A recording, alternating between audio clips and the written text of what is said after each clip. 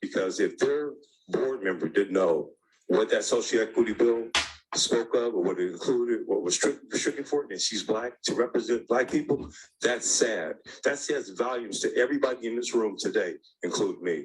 That bill stinks, period. So I vote no on 2870. Go ahead. Now, David Postman, Ollie Garrett, Paula Sardinas, and everybody else on the face of this free world, get this straight and don't get it twisted. I have never said anything unprofessional about Ollie Garrett. And the things, my points of inquiry with Ollie Garrett involve points of real public interest. Okay? It's fact. And David Postman, you, being a trained journalist as I am, you know that. And you know that I've been defamed because you would have, well, we're going to get to that later, okay? But the bottom line is these documents right here, there's a file there. And so by me asking Ollie Garrett what she did with those envelopes and all this file that Kevin Shelton and his lawyers and Scott Soderbergh were working on, we're entitled to know that. And we're not going to stop until we do know that. And don't you dare ever again accuse me of doing something inappropriate with my quest for this information. Ever. No, I've spoken. And as you can also see, we're going to subpoena Peter Manning for the information that he discusses in that video that I forgot about that we shot 2 years ago at his house. We need that. Okay? And his brother in the community, I'm sure he'll want to, give that to Kevin and his friends so that we can use it in court. Because that's what he's all about, right? That's what he said. Obama, during one of the law enforcement appreciation weeks while he was in office, and he sort of, I think, was trying to make the point of who all law enforcement is. He goes, whether deputies or detectives, tribal police or Forest Service officers, beat cops or federal agents, we hold up all those who wear the badge as heroes. Though they too often spend their days witnessing America at its worst, in their extraordinary examples, we see America at its best. Now, he didn't specifically mention liquor or cannabis officers in that line, but... Sorry, you need to freeze that right now. That's an assumption without basis in law or fact. Barack's an attorney, okay? He knows what law and law enforcement people are. All right. And your assumption from the negative makes no sense. I will not accept it. And the issue is, again, that fake cops under LCB threaten black people, like the Black Excellence of Cannabis people, like Kevin Shelton, like Sammy Saad. Yeah. And I better not see him at the Vineyard this summer. I'm going to be like, hey, Barack, remember LCB saying that they were cops? He's going to be like, that's a good one, King. No, anyway, that won't happen because don't get that close to him most of the time. But yeah, you get the point. Well, then we come back to the media problem. But we're going to do what we can, folks. This is a grassroots movement. So again, if you care about civil rights, if you care about justice, if you care about due process, or if you or anyone you know is any way involved in the cannabis industry, you need to share this video and keep watching what we're doing, because we're not going to stop. Y'all have a good night. I'm on my way to get some bud from a black-owned shop. And this is what you need to know about retail. So before me is or are Peter Manning and Aaron Barfield. I'm going to tell you something. Cannabis is the new Jim Crow, and in this instance, especially in Washington, but all over the country, black folks didn't even get a seat on this bus. Joy Hollingsworth, you sat down. Also with Black Excellence in Cannabis. Okay. And just to give a proper perspective of what we're dealing with here, you have the only black LCB member, the board member, come here before you today and couldn't even tell you the groundwork for social equity. That's exactly the system we're dealing with, regardless of Smith. All of them guys have put a racist institution in play. It started back in 2014. They had many people, publications, newspapers, people testifying before them, said, hey, there's no black people in this market. They completely ignored that. This bill puts them back in control of the same thing. They already got a bunch of their cronies and whatever faces they have for those licenses. They're not going to make it to the people that they need to make it to. And it was evident today, because if their board member didn't know what that social equity bill spoke of or what it included, what was restricted for it, and she's black to represent black people, that's sad. That says volumes to everybody in this room today, including me. That bill stinks, period. So I vote no on 2870. Go ahead. I believe Senator King. Apologize, I have the same issue, the same thing, my slot is being taken, and that's why I oppose the bill. Thank you. And I am happy with the system and how it worked, and I do support Ollie Garrett. Okay, now he says he's, quote, happy with the system and how it worked. And I do support Ollie Garrett. Well, yeah, after Paula Sardinas called you back and worked with Miss Garrett and the board, and she actually helped you, and again, remember, one of your owners is an ex-boyfriend. That's a fact. Okay, it's not demonizing anybody. It's a fact. Anyway, hell, she never responded to Kevin Shelton's certified mail receipt, and his efforts with local licensed counsel and lobbyists failed also before I ever got here. Okay? Before I ever met him.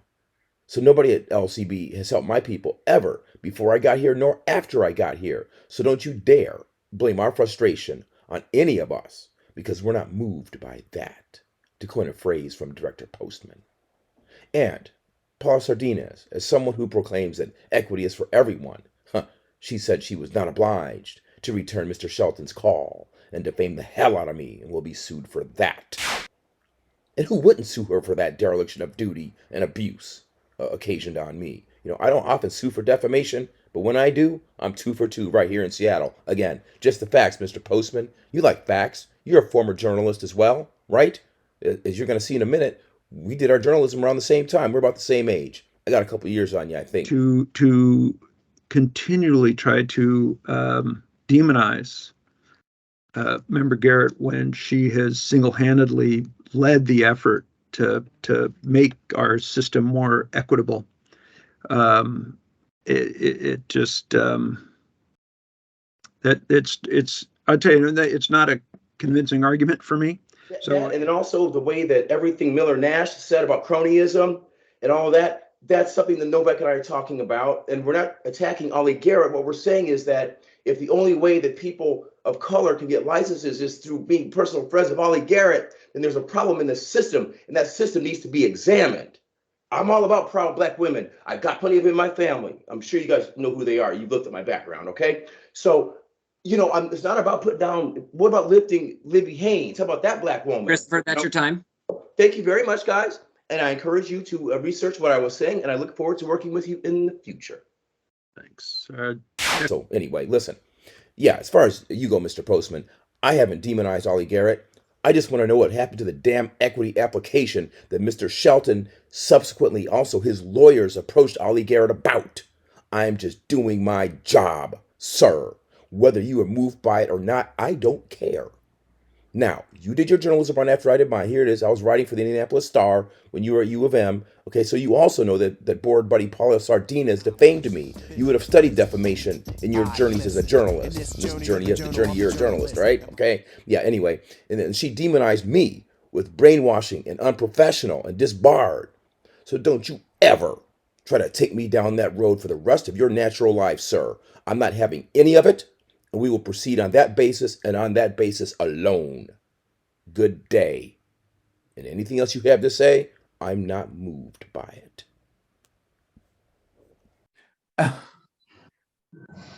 Wow, it's actually like they're just telling all of our stories right there. And why wasn't he tearing down a Black woman? That was right. He went at her more directly than I ever have, or than any of you ever have. He was named and he was like, it's a shame that she did all this stuff. All I said was, can you tell me where the envelope is that Kevin sent you? That's all I said. And I said, it's unfortunate that, it creates a rebuttable presumption of impropriety of cronyism, which Aaron said, but it creates a rebuttable presumption that it's cronyism when even though their case had legitimacy, and I know because I worked on it, as we'll see in the video, but even though the case was legit, that only people who know Ollie Garrett and them get play. So it's like, all right. So guys, let's play the video now, and then I'll let you guys wrap and hopefully Sammy comes in. If not, we're gonna do what we need to do. And the podcast is starting soon. I talked to Ann. Yeah. For those of you about to review this video, it's gonna be self-explanatory what's going on, but basically, I'm there at Peter Manning's house, the first of one of several visits, and where we conferenced with certain people. I can name some of them. John Novak was one. I was there. Peter Manning, Aaron Barfield. and we discussed a lot of things in terms of things that are going to come forward and be changed. Let me just stop because I can't say too much, but as far as the authority, the use of authority goes, that's going to be changed. I'm telling you, 1 year from now, LCB will not look anything like it does right now. I'm telling you that. Anyway, let's watch the movie. Let's get a drum roll. So before me is or are Peter Manning and Aaron Barfield. Basically, the LCB used everything but the kitchen sink to prevent us from getting licenses in the cannabis industry on the retail side. That's made his choice. Instead of us, social equity is good. I'm not saying it's not, but somebody needs to pay the price for how they affected our community. Oh, Peter, that's exactly right. And I remember me and you and Kizzy and Kunta and Fiddler. We used to talk about that stuff out there to the left awning on the south side of the plantation. Please, Master. She's already being sold. Oh, then, Master, please sell me in Bellwether. But don't split up the family, Master. You ain't never been that kind of man. Please, Master. Mr. Tom Moore owns Kizzy now. Remember? Yeah. Nat Turner would come by, too. Yeah, anyway. Folks, their case mysteriously disappeared in the local federal court when it was reassigned here, okay? Notice there is no response against the government motion to dismiss in federal court when it got here from the East Coast, all right? So that typically means that they didn't get notice of it. Obviously, they would have responded, or there was something else worked out, or something's funky there. That's all I know. Like, my favorite phrase is, the odds are good that the goods are odd.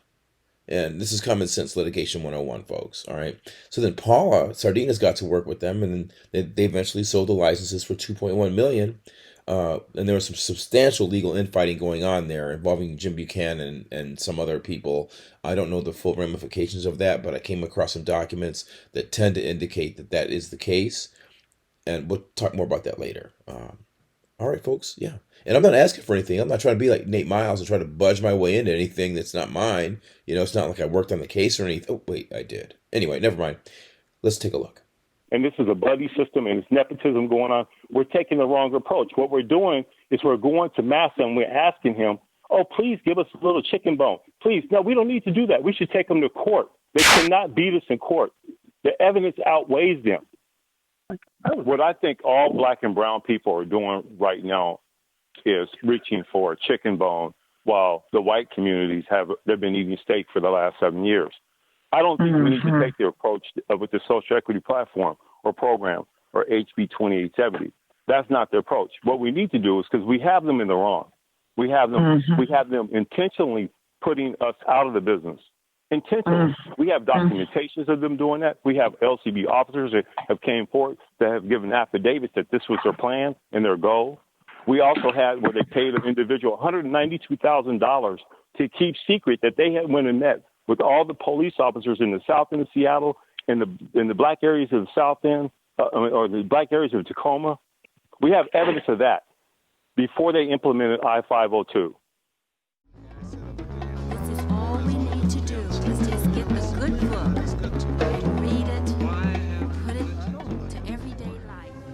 Now, folks, we have been equally, if not more professional before board meetings than Black Excellence in Cannabis. Yet, for some reason, we are unlawfully maligned. Many of us are accused of being unprofessional or unstable or high before the board. I've been accused of brainwashing someone, of being dangerous and disbarred, and a person whom no one takes seriously. This I find interesting, of course, because you see I'm working with Black Excellence in Cannabis throughout the rest of the video, right? So you'll see that in a minute. They have totally emasculated blacks in this industry. All right, all these so-called liberal white people, many of whom are well-intentioned and don't even know what's going on. But I'm telling you, that's what happened here. So everybody praying and everybody saying, but when come time to do, everybody's laying, just talking about don't worry. But anyway, all of this is just so much tomfoolery from the Inslee-appointed Black Mafia to deflect and to obscure their abject failure along with the liberal whites, to follow the dictates of 5052 subsection 6 that mandated a fair and equitable distribution of licenses. Let's go back for a quick second here. Let's identify this player right here. Player. What's her name again, Libby? Allison Holcomb. Allison Holcomb. She is the former drug policy reform director for the ACLU, okay? And they're going to up and tell you Negroes that they don't work in this area of law. Drug reform is all about civil rights and everything they're talking about. So they're full of shit. Let's continue. To subsection 6 that mandated a fair and equitable distribution of licenses in the post-medical era. Okay. Very important, real quick. And I'm not going to keep interrupting, but this is a really huge thing right there, because their cop out with Kevin's case and them guys was, oh, well, this is all, covered by, 5052 and an exterminated medical and blah, blah, blah. You're done, Negro. Go home, right? Not so fast. There was at least this minimal protection in there that said Liquor Cannabis Board must conduct a comprehensive. So in statutory language, they've got shall, must. Those are the same. May is a different level. Okay. But must, that's a non-delegable duty placed upon them that does not expire with time. So the statute of limitations still hasn't run because they haven't done it. A comprehensive, fair, impartial evaluation of the applicant's time. They haven't done that. They must develop a merit-based application process that includes, at a minimum, a competitive merit-based application process. I hate this computer. That includes, at a minimum, the opportunities for an applicant to demonstrate experience and qualifications in the industry. And it went on from there. So they haven't done that. And that's where they're caught up right now. All right, now we'll finish the movie. Not to mention, follow the dictates of 5052 subsection 6 that mandated a fair and equitable distribution of licenses in the post-medical era, okay? Not to mention the general presumption that LCB board members, such as Inslee appointee Ollie Garrett, should be able to tell us what happened to the equity packets that she receives from Ben or Kevin Shelton and the representatives like attorney Mike Reed regarding Life Tree Cannabis, a shop with impeccable integrity, mind you. Okay. And we want some justice. Where is the NAACP? Mr. Powell called the lottery a scam. You guys are coming out with another one. Where's the Washington State African American Cannabis Association? Where'd those guys at? We haven't heard one peep. We were told that we offended some people during the Senate committee meeting by mentioning some names. And I'm not here to get into the names. You can go and find the affidavits on the record and in the federal court. Okay, we're here to get justice and to speak for ourselves. Mr. Postman, you can make a difference. You can make a difference. You guys can make a difference. But it shouldn't just be to people that are close to you or that can be controlled or managed by you. What is the personal vendetta that you have against the Black pioneers? The one that was fingered by Nate Miles to, and Chris Bennett to get their licenses until things fell apart because people got greedy. All right. There's always got to be a Black overseer, be it Nate Miles or be it Jim Buchanan. That's how it works on the plantation. Okay. All of us, my people, we're like sharecroppers, and they got the overseers, and they got Massa Inslee on top with Garza and all those guys to handle the outer perimeter. All right. Now, I ask you, who this nigga on that nag?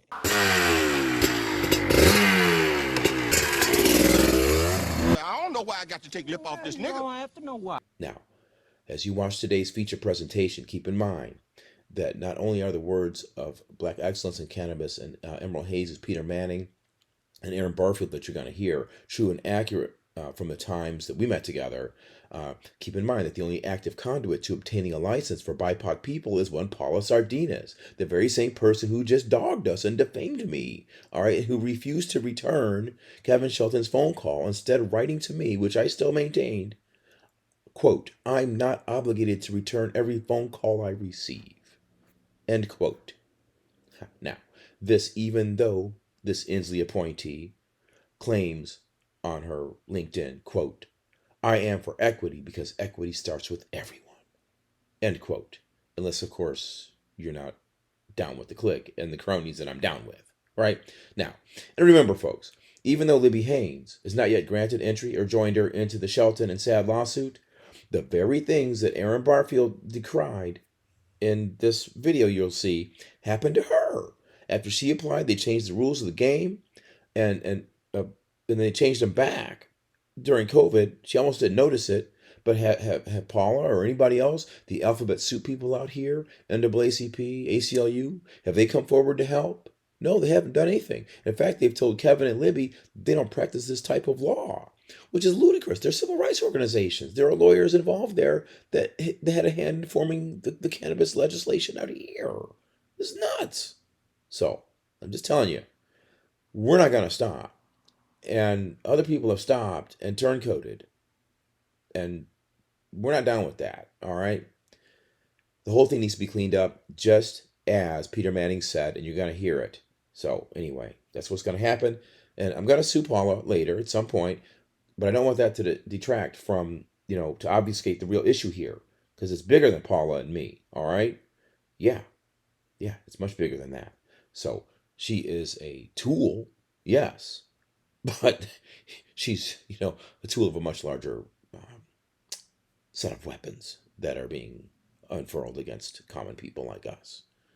That's what's going on. Enjoy today's presentation. Instead of us, social equity is good. I'm not saying it's not, but somebody needs to pay the price for how they affected our community. And they need to either come up with some form of reparations. We shouldn't even, and it's not that, the narrative that they're trying to push is as if Black people were too stupid or financially inept to get a store. That's not true, because if they would have left me alone, I would have had 3 stores in Seattle.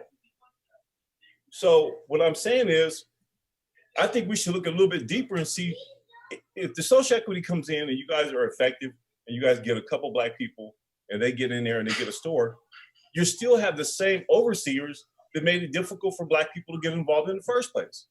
We have to go in and root them people out. You got to get rid of the cancer. You can't put a Band-Aid on cancer. You have to get rid of the cancer.